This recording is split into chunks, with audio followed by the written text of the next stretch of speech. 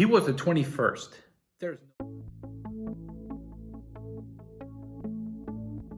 Freddie tells his father one day that he decided to not be a sponge this particular summer. His father almost had a heart attack because he couldn't believe the words that were coming out of his son's mouth. But nevertheless, he wanted to encourage his son to get a job and to be responsible in his young life. Find the newspaper an advertisement for a job on 42nd Street. At the appointment, when he got there were already 20 other young men waiting for the same position he was trying to apply for. And then he had a remarkable idea. On a piece of blank paper, he writes down a little note and walks over to the secretary. Miss, I need a big favor. Would you please hand this piece of paper to the boss immediately? She could tell that there was an air of determination upon Freddie's face. And so she says, okay, I'll go ahead and hand it to him, but let me just read it first. She reads the note, smiles, and then closes up the note, gets up, and walks over to the boss's office. When the boss looked at the message simply said the following.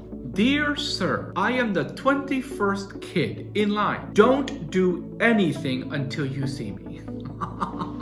The boss laughed when he read that little note. But guess what? Little Freddie's persistence got him and landed him the job. There are times where we need to think differently about a problem that we're going through. In fact, the Bible tells us in the book of Romans chapter 12, verse 2, the following, do not copy the behavior and the customs of this world, but let God transform you into a new person by changing the way you think. Then you will learn to know God's will for you, which is good and pleasing and perfect. So this particular week, change the way you think about a particular problem you're going through, a particular situation you find yourself, or a particular circumstance you find yourself in. And watch God do the miraculous thing called transform. So until the next time, this is Pastor Tello reminding you that thoughts do change lives.